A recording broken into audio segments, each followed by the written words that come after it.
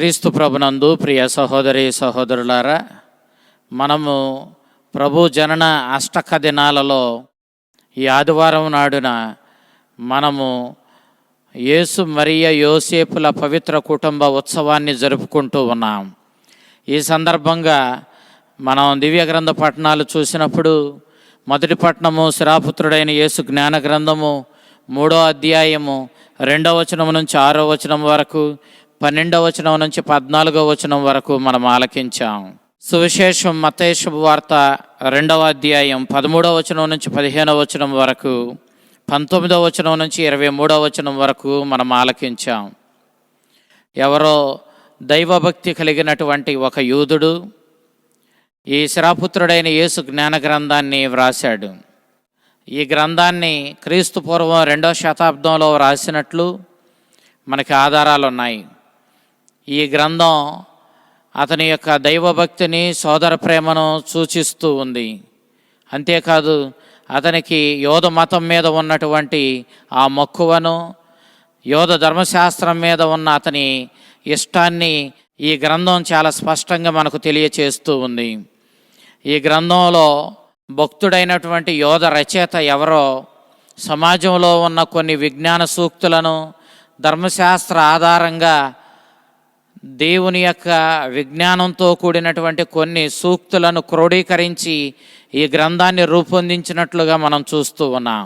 అయితే నేడు మనం ఆలకించినటువంటి ఈ మొదటి పట్టణంలో కుటుంబ జీవితం గురించి రచయిత మాట్లాడడాన్ని మనం చూస్తున్నాం. దేవుడు కుటుంబ జీవితాన్ని ఏర్పరిచాడని, దేవుని సంకల్పము కుటుంబ జీవితమని, ఈ సృష్టి కొనసాగుతుందంటే కారణం కుటుంబ జీవితమేనని, కుటుంబ జీవితమే ఈ సృష్టి కొనసాగడానికి పునాది అని రచయిత స్పష్టంగా తెలియచేశాడు. ఈ కుటుంబ జీవితంలో ప్రత్యేక విధంగా తల్లిదండ్రులకు ప్రత్యేకమైన స్థానాన్ని దేవుడు కల్పించాడని, తల్లిదండ్రులు గౌరవింపదగ్గ వ్యక్తులని, కుటుంబ జీవితానికి వాళ్లే మూల స్తంభాలని రచయిత స్పష్టంగా మనకు తెలియచేస్తూ ఉన్నాడు. బిడ్డల కుటుంబంలో తల్లిదండ్రులను గౌరవించాలని, వారు గౌరవప్రదమైనటువంటి స్థానంలో ఉన్నారు కాబట్టి బిడ్డలు తల్లిదండ్రులను విధేయించాలని రచయిత స్పష్టంగా చెప్పుకొచ్చాడు.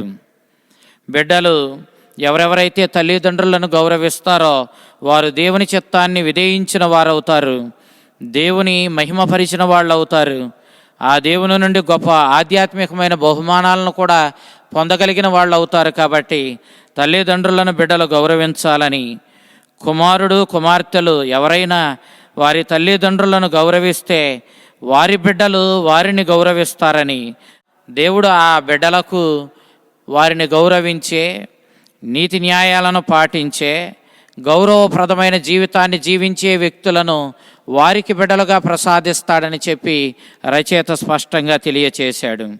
ఈ బిడ్డలు దేవునికి ఇష్టలు కావున దేవునికి వాళ్ళు మొరపెట్టినప్పుడు దేవుడు వారి మొరను ఆలకిస్తాడని, వారి కోరికలు తీరుస్తాడని, చిరకాలము జీవించడము దేవుడిచ్చే గొప్ప వరమని మనం భావించినప్పుడు ఈ తల్లిదండ్రులను గౌరవించి దైవ చిత్తాన్ని నెరవేర్చి దేవునికి ఇష్టలుగా బ్రతికిన ఈ బిడ్డలకు దేవుడు చిరకాలము జీవించేటటువంటి వరాన్ని బహుమానంగా ఇస్తాడని, అంతేకాదు వీరు దేవుని ఇష్ట ప్రకారం తల్లిదండ్రులను గౌరవిస్తూ వారికి ఆదరణగా ఉంటూ జీవించారు కాబట్టి దేవుడు వారికి పరలోక భాగ్యాన్ని ప్రసాదిస్తాడని చెప్పి రచయిత తెలియచేశాడు. తల్లిదండ్రులను విధేయించి వారిని గౌరవించే బిడ్డలు తల్లిదండ్రులకు గౌరవాన్ని ఇచ్చే బిడ్డలు అవుతారు, వారి ఆనందానికి కారణమవుతారు. తల్లిదండ్రులను విధేయించేవారు దేవుణ్ణి, దేవుని ఆజ్ఞలను కూడా విధేయిస్తారు. దేవుని ఆజ్ఞలను విధేయించేవారు తల్లిదండ్రులను గౌరవిస్తారు.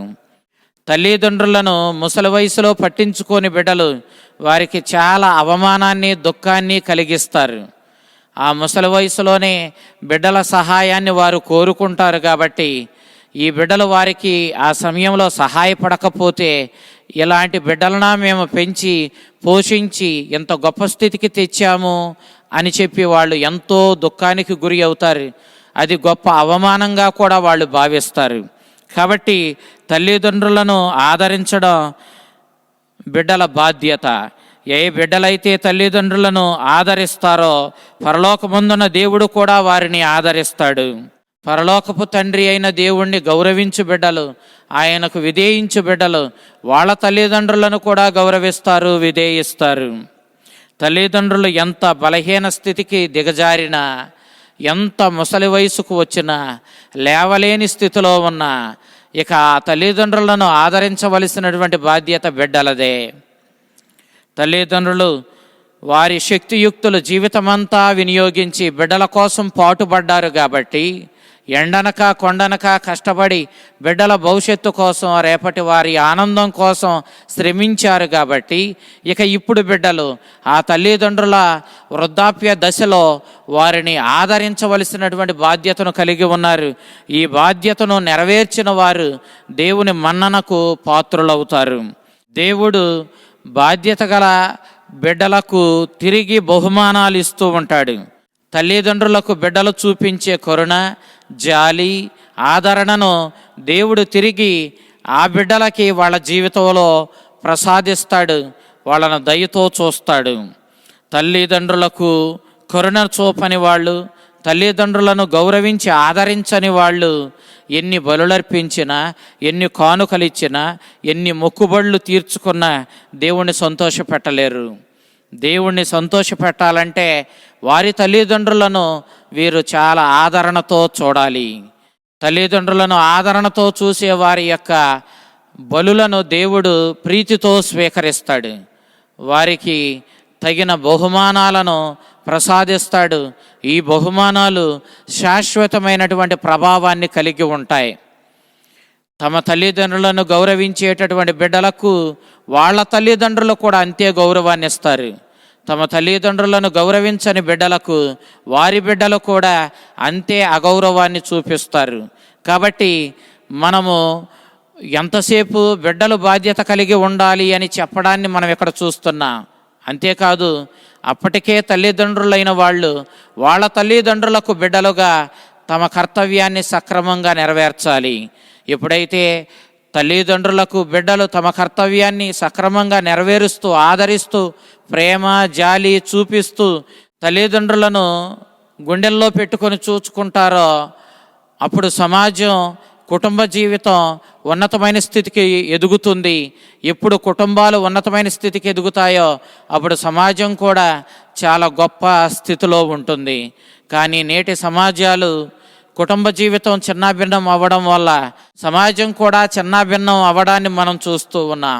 ఎవరెవరికైతే తండ్రి ఆదరణ, తల్లి ప్రేమాభిమానాలు దొరకవో ఆ బిడ్డలు సహజంగానే సమాజంలో దుష్టక్రియలకు పాల్పడుతూ, సమాజానికి కీడు కలిగిస్తూ, అక్రమాలకు అన్యాయాలకు పాల్పడుతూ, చాలా దౌర్జన్య క్రియలు చేస్తూ జీవించడం మనం చూస్తూ ఉన్నాం. ఎప్పుడైతే బిడ్డలకు చిన్ననాటి నుండి తల్లిదండ్రుల ఆదరణ, బంధుమిత్రుల ప్రేమాభిమానాలు దొరుకుతాయో ఆ బిడ్డలు సహజంగానే బాధ్యత కలిగిన వ్యక్తులుగా, సమాజంలో తమ కర్తవ్యాన్ని గుర్తెరిగిన వ్యక్తులుగా, సమాజ శ్రేయస్సు కోసం, కుటుంబ అభివృద్ధి కోసం పాటుపడుతూ బాధ్యత కలిగినటువంటి వ్యక్తులుగా జీవించడాన్ని మనం చూస్తూ ఉన్నాం. కాబట్టి మనం ఎన్నడూ కూడా కుటుంబ జీవితాన్ని అశ్రద్ధ చేయకూడదు. ఏ తల్లిదండ్రులు అయితే తమ బిడ్డలను అశ్రద్ధ చేస్తారో వాళ్ళు వాళ్ళ కుటుంబానికి, ఆ విధంగా సమాజానికి కూడా కీడు చేసిన వాళ్ళు అవుతారు. కాబట్టి మనము మన బాధ్యతలు సక్రమంగా నెరవేరుస్తూ మన తల్లిదండ్రులను ఆదరణతో చూచినప్పుడు మనల్ని కూడా మన బిడ్డలు ఆదరణతో చూస్తారన్న విషయాన్ని మనం మరువరాదు. మనకి సమాజంలో ఒక లోకోక్తి ఉంది. తల్లిదండ్రులకు తగ్గ బిడ్డలని, తండ్రికి తగ్గ బిడ్డలని మనం పిల్లల్ని పిలుస్తూ ఉంటాం. తండ్రి తల్లి ఏ విధంగా జీవిస్తారో బిడ్డలు కూడా ఆ విధమైన జీవితాన్ని కలిగి ఉంటారు అని దీని భావం. కాబట్టి మనము మన బాధ్యతలు సక్రమంగా నెరవేర్చినప్పుడు, కుటుంబ జీవితాన్ని మనము బాధ్యతతో ముందుకు తీసుకువెళ్ళినప్పుడు మన బిడ్డలు కూడా అంతే బాధ్యతతో తమ కర్తవ్యాలు నెరవేర్చి, తమ జీవిత బాధ్యతలు తమ భుజస్కంధాలకు ఎత్తుకొని బాధ్యతగా ప్రవర్తిస్తారన్న విషయాన్ని మనం మరువరాదు. పరిశుద్ధ ఫాతిమా మాత 1917వ సంవత్సరం మే నెల 13వ తారీఖున దర్శనమిచ్చినప్పుడు, ఆ తల్లి లూసీ ఫ్రాన్సిస్కో జెసింతలనే పిల్లలకు దర్శనమిచ్చినప్పుడు ఆ దర్శనాలలో మరియ తల్లి చెప్పిన సందేశంలో కుటుంబ జీవితాన్ని గూర్చినటువంటి గొప్ప సందేశం దాగి ఉంది. సాతాను ఈ సమాజాన్ని నాశనం చెయ్యాలని, దేవుడి నుండి దేవుని బిడలైన ఈ సృష్టిని దూరం చెయ్యాలి అనుకున్నప్పుడు అది ముందుగా సమాజంలో కుటుంబ జీవితాన్ని చిన్నాభిన్నం చేయడానికి చూస్తుందని, నేటి సమాజంలో అది మరింత ఉధృతంగా కుటుంబ జీవితాన్ని అంతమొందించడానికి, కుటుంబ జీవితంలో నెలకొని ఉన్న శాంతిని, సమాధానాన్ని, బాధ్యతాయుతమైన జీవితాన్ని దెబ్బగొట్టి కుటుంబ జీవితాలను చిన్నాభిన్నం చేసి తద్వారా సమాజాన్ని, తద్వారా యావత్ సృష్టిని దేవుడి నుంచి దూరం చేయడానికి అది ప్రయత్నం చేస్తుందని, కాబట్టి కుటుంబ జీవితం విషయంలో మన బాధ్యతలను సక్రమంగా నెరవేర్చాలని ఆ ఫాతిమమాత, ఆ తల్లి ఈ ప్రపంచానికి వెల్లడి చేసిందన్న విషయాన్ని మనం ఇక్కడ గుర్తుకు తెచ్చుకుందాం. ఇక ఈనాడు ఈ పండుగ రోజున సువిశేష పట్టణాన్ని మనం చూసినప్పుడు మత్తయి శుభవార్త 2వ అధ్యాయము 13వ వచనం నుంచి 15వ వచనం వరకు, 19వ వచనం నుంచి 23వ వచనం వరకు మనం ఆలకించాం. హేరోదు రాజు బాలుడైన మెస్సయ్య, యూదుల రాజు జన్మించాడన్న వార్త విన్నప్పుడు చాలా కంగారు పడ్డాడు. అతని రాజరికానికి ఈ బాలుడు గొప్ప సమస్యగా మారతాడని అతడు భావించాడు. అందుకే ఏ విధంగానైనా ఈ బాలుని అంతమొందించాలని హేరోదు కుట్రలు పన్నాడు. ఈ బాలుని గూర్చి విన్నటువంటి యెరూషలేము నగరవాసులందరూ కూడా ఎంతో ఆందోళన చెందారు. కారణం ఏంటంటే తన రాజరికానికి అడ్డుగా ఇంకొక రాజు జన్మించాడు కాబట్టి హేరోదు ఎంత క్రూరత్వానికి దిగజారతాడోనని ఆ యెరూషలేము వాసులందరూ కూడా చాలా ఆందోళన చెందారు. వారు ఆందోళన చెందిందే నిజమయ్యింది. తర్వాత హేరోదు ఆ బాలుని అంతమొందించే ప్రయత్నంలో 2 సంవత్సరాలు ఆ లోపు ఉన్నటువంటి ప్రతి మగ శిశువుని చంపివేయవలసిందిగా ఆజ్ఞాపించడం, ఆ విధంగా అమాయకులైనటువంటి చిన్నారి బిడ్డలు హేరోదు ఆజ్ఞ మేరకు బలి అవ్వడం మనం చూస్తూ ఉన్నాం. ఈ విధంగా హేరోదు బాలుణ్ణి చంపడానికి చూస్తున్నాడన్న సందేశాన్ని దూత ద్వారా తెలుసుకున్నటువంటి ఆ 3 జ్ఞానులు తమ దారిని మళ్లించుకొని తిరిగి హేరోదు దగ్గరకు వెళ్లకుండా వేరొక దారిన వారి స్వస్థలాలకు వెళ్ళిపోయారు. ఆ తరువాత దేవుని దూత, ఆ దైవ వార్తాహరుడు యోసేపునకు కలలో కనిపించి బాలుణ్ణి హేరోదు చంపడానికి చూస్తున్నాడని, కాబట్టి ఈ బాలుణ్ణి తీసుకొని వెంటనే మీరు ఐగుప్తునకు పారిపోవలసి వస్తుందని ఆజ్ఞాపించినప్పుడు వెంటనే ఆ రాత్రికి రాత్రే మరియ యోసేపులు బాలయేసుని తీసుకొని ఐగుప్తునకు ప్రయాణమై వెళ్ళిపోవడాన్ని మనం చూస్తూ ఉన్నాం. 10 నుండి 12 రోజుల ఎడారి ప్రయాణం ఇది. ఎంతో కష్టంతో కూడినటువంటి ప్రయాణమే అయినా ఆ అన్య దేశంలో, ఆ పరాయి దేశంలో సరైన వృత్తిని సంపాదించుకొని అక్కడ భుక్తి గడుపుతూ జీవించడం అంటే అంత సులువైన జీవితం ఏమీ కాదు. కానీ యోసేపు దైవ చిత్తానికి బద్ధుడై దేవుని చిత్తాన్ని నెరవేరుస్తూ ఆ బాలుణ్ణి, మరియమాతను సంరక్షించే తన కర్తవ్యాన్ని నెరవేరుస్తూ ఆ బాలుణ్ణి తీసుకొని ఐగుప్తునకు ప్రయాణమై వెళ్ళిపోవడాన్ని మనం చూస్తూ ఉన్నాం. అటు తరువాత ఐగుప్తు నుండి తిరిగి వచ్చి నజరేతులో నివాసం ఏర్పరచుకొని నజరేతులో తల్లిదండ్రులకు విధేయుడై ఆ బాలయేసు జీవించి తన 30 సంవత్సరాల ప్రాయంలో తన బహిరంగ జీవితాన్ని అతడు ప్రారంభించినట్లుగా లూకా శుభవార్త 3వ అధ్యాయము 23వ వచనంలో మనం చూస్తూ ఉన్నాం. ఈ సందర్భంలో యోసేపు దేవునికి చూపించినటువంటి విధేయత, తనకు అప్పగించబడిన బాధ్యతను నెరవేర్చిన వైనం మనల్ని ఎంతగానో ఆకట్టుకుంటుంది. తాను సంరక్షిస్తున్న ఆ బాలుడు సామాన్యుడు కాదు అన్న విషయం యోసేపునకు చాలా స్పష్టంగా తెలుసు. మత్తయి శుభవార్త 1వ అధ్యాయం 18వ వచనం నుంచి 21వ వచనం వరకు మనం చూసినప్పుడు ఆ బాలుడు అసామాన్యుడని, దైవ కుమారుడని, దైవ చిత్తం ప్రకారమే దైవశక్తితోనే మరియమాత గర్భము ధరించిందని, ఆ బాలుడు మానవాళి రక్షణ కోసం దావీదు వంశంలో జన్మించి ఆ మెస్సయ్య అని యోసేపునకు చాలా స్పష్టంగా తెలుసు. కాబట్టి తనకు అప్పగించినటువంటి ఆ కర్తవ్యాన్ని యోసేపు చాలా బాధ్యతతో నెరవేర్చాడు.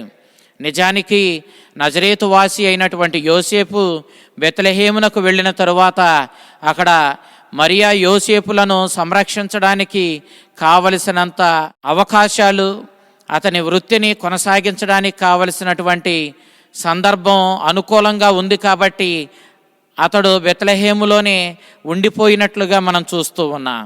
కానీ ఎప్పుడైతే హేరోదు ద్వారా బాలునికి సమస్య ఉందని దేవదూత ద్వారా తెలుసుకున్నాడో వెంటనే యోసేపు ఆ బాలుణ్ణి తీసుకొని ఐగుప్తునకు వెళ్ళిపోయాడు. తరువాత ఐగుప్తు నుండి తిరిగి అతడు మరలా యూదియాకు వెళ్ళవలసిందిగా దేవుని దూత కలలో కనిపించి చెప్పినప్పుడు ఆ బాలుణ్ణి తీసుకొని యూదియాకు రావడానికి యోసేపు చాలా కంగారు పడ్డాడు. ఎందుకనంటే అప్పటికి హేరోదు చనిపోయిన అతని కుమారుడు ఆర్కెలాయు అంతే క్రూరత్వం కలిగినటువంటి హేరోదు వంటి మనస్తత్వం కలిగినటువంటి వాడు. కాబట్టి ఆర్కెలాయు వల్ల ఏమైనా సమస్య బాలునికి ఏర్పడుతుందేమోనని భయపడ్డాడు. కానీ దైవ చిత్తానికి తల ఒగ్గి ఇక ఇప్పుడు బెత్లెహేముకు రాకుండా పూర్వం తాను నివసించిన తన బంధుమిత్రులు నివసిస్తూ ఉన్నటువంటి నజరేతునకు యోసేపు తిరిగి వెళ్ళడాన్ని మనం చూస్తూ ఉన్నాం. ఇక్కడ ఈ సందర్భంలో మత్తయి సువార్తకారుడు హోషియా గ్రంథం 11వ అధ్యాయం 1వ వచనంలో చెప్పిన మాటను గుర్తు చేస్తూ ఉన్నాడు. ఐగుప్తు నుండి నా కుమారుని పిలిచితిని అని చెప్పబడినటువంటి ఈ మాటను గుర్తు చేస్తూ హోషియా చెప్పిన ఈ ప్రవచనం అక్షరాలా నెరవేరిందని మనకు తెలియజేస్తూ ఉన్నాడు. నిజానికి ఇక్కడ ఐగుప్తు నుండి నా కుమారుని పిలిచితిని అన్న మాట ఇశ్రాయేలు సమాజాన్ని ఉద్దేశించి చెప్పబడిన మాట. ఇశ్రాయేలీలు ఐగుప్తులో బానిసలుగా ఉన్నప్పుడు దేవుడు వారిని విడిపించి తాను వాగ్దానం చేసిన వాగ్దాన భూమికి నడిపించాడు కదా, దానిని హోషియా మనకు సూచిస్తూ ఉన్నాడు. అయితే ఈనాడు మత్తయి సువార్తకారుడు రెండవ నిర్గమనము గురించి మాట్లాడుతూ ఉన్నాడు. మొదటి నిర్గమనము ఐగుప్తు నుండి ఇశ్రాయేలు ప్రజలు దేవుడు వాగ్దానం చేసిన వాగ్దాన భూమికి ప్రయాణమై రావడము. రెండవ నిర్గమనము ఇదిగో ఐగుప్తులో నివసిస్తూ ఉన్న దైవ కుమారుడైన ఈ ఇమ్మానుయేలు, ఈ బాలుడు ఐగుప్తు నుండి తిరిగి మరలా యోదియాకు నజరేతునకు తిరిగి రావడము. ఇది రెండవ నిర్గమనము. అయితే మొదటి నిర్గమనములో ఇశ్రాయేలీయులు దేవుని బిడ్డలుగా పిలవబడినా వారు దేవుని బిడ్డలుగా జీవించడంలో విఫలమయ్యారు. కానీ యేసుక్రీస్తు నిజమైన దైవ కుమారుడు ఈనాడు ఐగుప్తు నుండి తిరిగి వచ్చి నజరేతులో నివాసం ఏర్పరచుకోవడం ద్వారా హోషియా చెప్పిన ప్రవచనం ఇక్కడ అక్షరాలా నెరవేరిందని మత్తయి సువార్తకారుడు మనకు తెలియచేస్తూ ఉన్నాడు. నిజానికి మత్తయి ఈ సువార్తను క్రైస్తవులుగా మారిన యూదులను ఉద్దేశించి వ్రాశాడు. వారు పూర్వ నిబంధనలో చెప్పబడిన ప్రవచనాలన్నీ యేసుక్రీస్తులో నెరవేరాయి అని వారు గ్రహించాలనే ఉద్దేశంతో పూర్వ నిబంధన యొక్క అనేక ప్రవచనాలు యేసుక్రీస్తులో నెరవేరాయంటూ తన సువార్తలో పదే పదే చెబుతూ ఉంటాడు. అంతే రీతిలో ఈనాడు పూర్వ నిబంధనలో హోషియా గ్రంథంలో చెప్పబడిన ఆ ప్రవచనం యేసుక్రీస్తు నజరేతుకు తిరిగి రావడం వల్ల అక్షరాల నెరవేరిందని, నిజమైన దైవ కుమారుడు యేసుక్రీస్తేనని, అంతేకాదు అతడే మనల్నందరినీ కూడా ఈ రెండవ ఇశ్రాయేలు జనాంగంగా పిలువబడే మనల్నందరినీ కూడా నిజమైన దేవుని బిడలగా మార్చగలిగిన వాడని సూచిస్తూ మత్తయి సువార్తకారుడు మనకి ఈ అంశాన్ని ఇక్కడ ఉటంకించడాన్ని మనం చూస్తూ ఉన్నాం. మనం లోకా శుభవార్త 2వ అధ్యాయము 16వ వచనం మనం చూసినప్పుడు తమకు అందించబడినటువంటి ఆ రక్షకుని జననం గూర్చినటువంటి శుభవార్తను స్వీకరించిన గొల్లలు ఆనందంతో వెళ్ళి విశ్వాసముతో మరియమాతను యోసేపును ఆ బాలుణ్ణి దర్శించి ఆరాధించి ఆనందంతో తిరిగి వచ్చినట్లుగా మనకి లోకా సువార్తకారుడు తెలియచేస్తూ ఉన్నాడు. ప్రియ దేవుని బిడ్డలారా, ప్రతి క్రిస్మస్ మనకి ఈ ముగ్గురు వ్యక్తులను మన ముందుకు తీసుకుని వస్తూ ఉంది. గొల్లలు దర్శించినట్లే, జ్ఞానులు దర్శించినట్లే మనం కూడా మరియమాతను యోసేపును తొట్టిలో పరుండి ఉన్న ఆ బాలుణ్ణి ప్రతి క్రిస్మస్ నందు దర్శించాలి. సువార్తకారులు మనకు చెబుతున్న విషయం ఏమిటంటే, ఇదిగో దైవ చిత్తాన్ని ఈ లోకంలో నెరవేర్చి దేవునికి ప్రాధాన్యతనిచ్చి దేవునికి విలువనిచ్చి తమ జీవితాలు ధన్యం చేసుకున్నటువంటి ఈ ముగ్గురు మనందరికీ ఆదర్శమని, ఈ పవిత్ర కుటుంబము భూమండలంలో ఉన్న సమస్త కుటుంబాలకు ఆదర్శమని, వీరి వలె మనం కూడా దేవునికి ప్రాధాన్యతనిస్తూ ఆయన చిత్తానుసారము జీవిస్తూ మన జీవితాలను మనం ధన్యం చేసుకోవాలని ఈ తిరుకుటుంబ పండుగ ద్వారా తల్లి శ్రీసభ మనల్ని కోరుతూ ఉంది. యోసేపు తన కర్తవ్యాన్ని ఏ విధంగా నెరవేర్చాడో మనం చూస్తూ ఉన్నా. నేను ప్రభు దాసురాలిని, ఆయన చిత్తము నా యందు నెరవేరునుగాక అంటూ మరియ తల్లి లోకాశుభవార్త 1వ అధ్యాయం 38వ వచనంలో మనం చూసినట్లుగా తనను తాను దైవ చిత్తానికి అర్పించుకొని బాలునికి జన్మనిచ్చి దైవ చిత్త ప్రకారం బాలుని పెంచి పెద్ద చేసి ఆ దైవ చిత్తాన్ని నెరవేర్చి మానవ రక్షణలో ప్రముఖమైన పాత్రను మరియ తల్లి పోషించినట్లుగా మనం చూస్తూ ఉన్నాం. దైవ చిత్తానికి లోబడి దేవునికి తన తండ్రికి విధేయించి శిలువ మరణాన్ని సహితం సహించి మానవ రక్షణను సాధించిన యేసుక్రీస్తు మనకి గొప్ప ఆదర్శం. ఈ రీతిగా యోసేపు తన కర్తవ్యాన్ని దైవచిత్త ప్రకారం నెరవేర్చాడు. మరియమాత తన బాధ్యతను దైవచిత్తానికి తన జీవితాన్ని అర్పించుకొని తన బాధ్యతను నెరవేర్చింది. యేసుక్రీస్తు కూడా తండ్రికి విధేయుడై తన బాధ్యతను నెరవేర్చాడు. మనందరికీ గొప్ప ఆదర్శవంతమైన పవిత్రమైన కుటుంబంగా ఈ లోకములో వాళ్ళు మన ముందు ఉన్నారు. ఇప్పటి వరకు ఈ భూమండలం మీద నివసించిన సమస్త కుటుంబాలకు, ఇప్పుడు నివసిస్తున్న కుటుంబాలకు, రానున్న ప్రతి కుటుంబానికి ఈ తిరుకుటుంబము, ఈ పవిత్ర కుటుంబము గొప్ప ఆదర్శము. కాబట్టి వీరి ఆదర్శాన్ని ఈ పండుగ రోజున మనం స్వీకరించి మనం కూడా దైవ చిత్తానికి ప్రాధాన్యతనిస్తూ ఆ దేవుని ఆజ్ఞానుసారము జీవించి మన జీవితాలను మనం ధన్యం చేసుకుందాం. తల్లిదండ్రులను గౌరవిస్తూ బిడ్డలు జీవించడం, బిడ్డలను తల్లిదండ్రులు ప్రేమాభిమానాలతో దైవభక్తితో పెంచి పెద్ద చేయడం, తద్వారా దేవుని చిత్తాన్ని లోకంలో నెరవేర్చి ప్రతి కుటుంబము ఆ సుమాతృకనిచ్చే పవిత్రమైన కుటుంబాన్ని ఆదర్శంగా తీసుకొని జీవించి ప్రతి కుటుంబము దేవునికి ఆమోదయోగ్యమైన కుటుంబంగా రూపొందేలా జీవించడము మనందరి కర్తవ్యమని, తద్వారా ప్రతి కుటుంబము దీవించబడుతుందని, మంచి సమాజాన్ని మనం నిర్మించగలుగుతామన్న సత్యాన్ని ఈనాటి దివ్య గ్రంథ పఠనాలు మనకి బోధిస్తూ ఉన్నాయి. ఆ చల్లని ప్రభు ఆ కరుణామయుడు మనల్ని మన కుటుంబాలను దీవించి దైవ చిత్తానుసారము జీవించే కుటుంబాలుగా మన కుటుంబాలను రూపొందించి అంతటి శక్తిని మనకు ప్రసాదించి ఈ పండుగ రోజున మనల్ని మన కుటుంబాలను దీవించి కాచి కాపాడునుగాక. ఆమెన్.